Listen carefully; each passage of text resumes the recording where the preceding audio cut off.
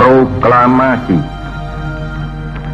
Kami, bangsa Indonesia, dengan ini menyatakan kemerdekaan Indonesia.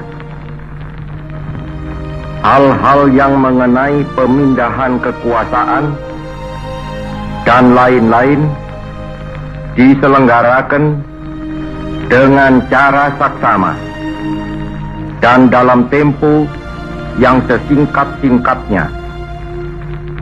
Jakarta, 17 Agustus 1945, atas nama bangsa Indonesia, Soekarno-Hatta.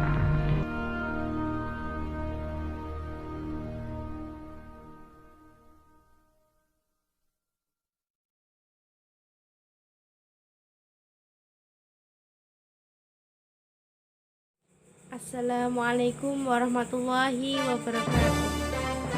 Salam sejahtera bagi kita semuanya.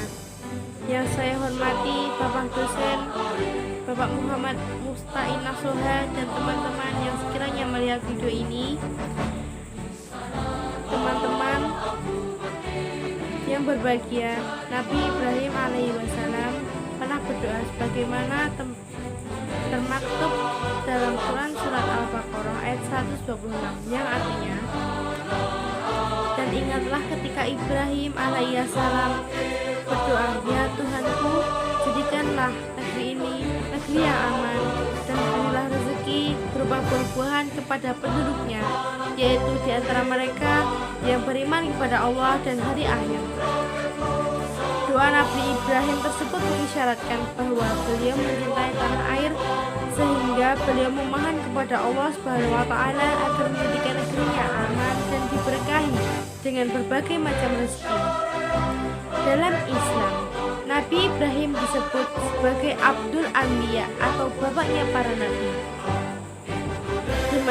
Dengan demikian, kita sebagai umat Nabi Muhammad harus mengikuti teladan Nabi Ibrahim tersebut yang mencintai tanah airnya. Teman-teman yang saya cintai, beberapa tahun ini mungkin sampai hari ini masih terdapat gerakan separatif yang ingin memecah belah keutuhan negara kita. Maka kita sebagai penerus masa depan bangsa kita tidak boleh ikut mendukung gerakan separatis tersebut, karena gerakan-gerakan tersebut hanya mementingkan kepentingan mereka sendiri.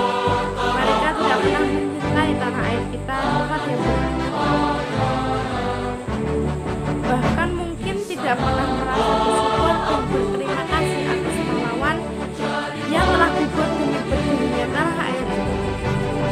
Oleh karena itu, kita harus terus berpartisipasi demi kemajuan tanah air kita sebagai wujud kecintaan kita dan rasa syukur kita terhadap negeri.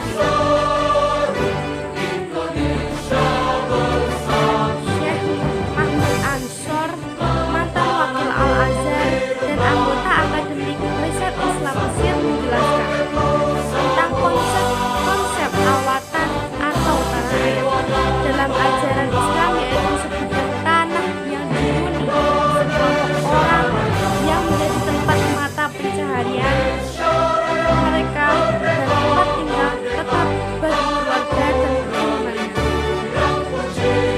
Mereka setelah menjadi tugas mereka semua untuk membangun dan melindungi. Islam telah mengangkat status tanah air sebagai nilai sangat penting keberadaan. Cinta dan kesetiaan kepada tanah air adalah kewajiban. Siapapun yang memanipulasi konsep-konsep ini dianggap pengkhianat berdasarkan doa dan perundang-undangan. Dalam konteks Indonesia, tanah air adalah istilah yang digunakan bangsa Indonesia untuk menyebut seluruh bumi Indonesia yang terdiri dari darat, udara, dan lautan. Istilah ini didasarkan pada konsep wawasan Nusantara yang terbentuk dari kondisi Indonesia sebagai negara kepulauan terbesar di dunia. Selanjutnya, Syekh Mahmud menjelaskan bahwa Rasulullah Shallallahu Alaihi Wasallam telah memberi contoh yang luar biasa bagaimana mencintai tanah air ketika hijrah dari Makkah Al-Mukarram ke Madinah dan Al-Munawwarah. Beliau berdiri di perbatasan kota Mekah lalu menatap dengan sedih lantas bersabda, "Alangkah baiknya kau sebagai negeri dan betapa cintanya diriku terhadap dirimu. Seandainya kaumku tidak mengusirku darimu, niscaya aku tidak akan tinggal di kota musyrik selainmu." Hadis riwayat Tirmizi. Seharusnya hadis ini menjadi pelajaran yang mengajarkan kepada masyarakat dan pemuda khususnya bagaimana memandang tanah air dengan pandangan yang baik, serta menanamkan dalam jiwa cinta tanah air yang setulus-tulusnya, sehingga mereka berusaha untuk mengangkat martabatnya, tidak menghancurkan atau menyerobot, karena perbuatan seperti itu bisa dianggap sebagai pengkhianatan yang ditolak Islam dan ditolak peradaban serta kemanusiaan. Agama Islam adalah agama pertama yang merealisasi konsep kewarganegaraan Rasulullah Shallallahu Alaihi Wasallam ketika hijrah ke Madinah. Beliau membangun masjid, mempersatukan persaudaraan antara muhajirin dan ansor. Kemudian membuat perjanjian dan fakta dengan non-Islam atau non-Muslim di kota yang dihuni orang Yahudi, Kristen, dan Majusi. Perjanjian ini disebut Piagam Madinah.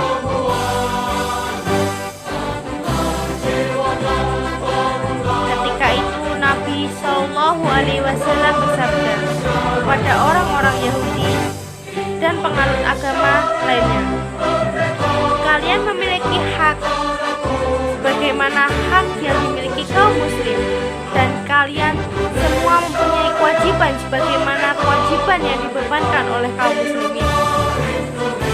Dari konteks ini, Indonesia dahulu konon Hadiratus Syekh Al-Hasyim Asy'ari menyerukan ungkapan hubul watan minal iman, cinta tanah air merupakan manifestasi dari keimanan, lalu digelorakan pada kiai, ajengan, tuan, guru, dan para ulama seluruh Nusantara. Ungkapan ini membangkitkan sikap bela negara dan dapat menggetarkan mental para penjajah. Dalam konteks sekarang, tugas seorang muslim harus tetap setia dan mencintai tanah airnya.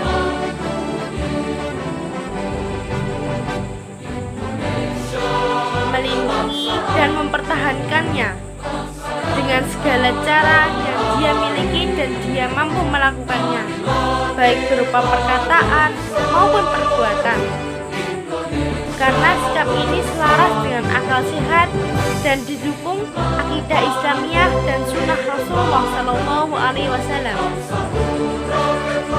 Menurut Saleh bin Ali Abul Arab atau guru besar pendidikan Islam Al-Abha, bahwa seluruh warga negara memiliki kewajiban yang sama untuk menjunjung tinggi tanah airnya, yaitu dengan cara sebagai berikut. 1. Mendidik segenap warga sedini mungkin untuk cinta tanah air, antara lain dengan merespon segala bentuk kebaikan dan kebaikan lagi, sebagaimana Al-Quran telah mengajarkan. Tidak ada balasan kebaikan kecuali kebaikan pula. Quran Surat Ar-Rahman ayat 16, ayat 60. Yang kedua, membina rasa saling mencintai di antara sesama anak bangsa dimanapun berada, sehingga tercipta suasana kerukunan, persaudaraan yang sinergi dan kompak dalam menghadapi berbagai situasi dan kondisi yang berbeda-beda. Yang ketiga, menanamkan kecintaan pada tanah air sedini mungkin, memperjelas makna cinta tersebut dan menunjukkan jalannya yang optimal melalui berbagai institusi pendidikan masyarakat sebagai keluarga, sekolah, masjid, klub, tempat kerja, serta melalui berbagai media baik berupa bacaan maupun audiovisual. Yang keempat, setiap anak bangsa bekerja dengan sungguh-sungguh melaksanakan segala tugas dan kewajibannya demi kehidupan yang berguna bagi tanah airnya. Yang kelima, menanamkan kepada anak bangsa untuk menghargai kekayaan bangsa dan apa yang dimiliki serta melestarikan segala fasilitas yang ada di dalamnya sehingga semua warga negara dapat menikmatinya. Yang keenam yaitu berkontribusi aktif dan positif terhadap segala sesuatu yang mengabdi dan memuliakan bangsa dalam bidang apapun, baik kontribusi verbal, praktis maupun intelektual, karena pada dasarnya setiap warga harus berkarya dan berguna bagi dirinya dan tanah air. Menanggapi setiap masalah yang mengarah pada pengarahan, keamanan, dan keselamatan tanah air dengan cara-cara yang dibenarkan syariat dan peraturan yang berlaku di suatu negara. Yang terakhir yaitu membela tanah air dalam situasi bagaimanapun dan mempertahankannya dilakukan baik dengan kata-kata maupun dengan tindakan. Semua manifestasi kecintaan terhadap tanah air itu harus didasarkan dalam koridor syariat Islam dan tidak bertentangan segala peraturan yang ada. Ayat-ayat Al-Quran yang menjadi landasan berpijak cinta tanah air adalah 1. Al-Quran Surat Al-Qasas ayat 85 yang berbunyi artinya, sesungguhnya Allah yang mewajibkan atasmu melaksanakan hukum-hukum. Al-Quran benar akan mengembalikan kamu ke tempat kembali. Yang kedua, Quran Surat An-Nisa ayat 66, dan sesungguhnya jika seandainya kamu perintahkan kepada mereka, orang-orang munafik, bunuhlah dirimu atau keluarkanlah dari kamu halaman kamu, niscaya mereka tidak akan melakukan kecuali sebagian kecil dari mereka. Yang ketiga yaitu Quran Surat At-Taubah ayat 122.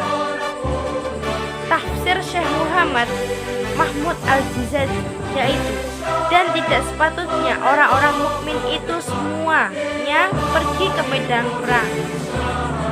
Mengapa tidak pergi untuk memperdalam pengetahuan agama mereka dan untuk memberi peringatan kepada kaumnya apabila mereka telah kembali, agar mereka dapat menjaga dirinya. Quran Surat At-Taubah ayat 22. Quran Surat At-Taubah ayat 122. Semoga kita selalu mendapatkan ilmu yang bermanfaat dan dimudahkan untuk beramal soleh. Hanya Allah lah yang memberi taufik dan hidayah. Sekian yang bisa saya sampaikan, semoga menjadi amal kita semua. Wassalamualaikum warahmatullahi wabarakatuh.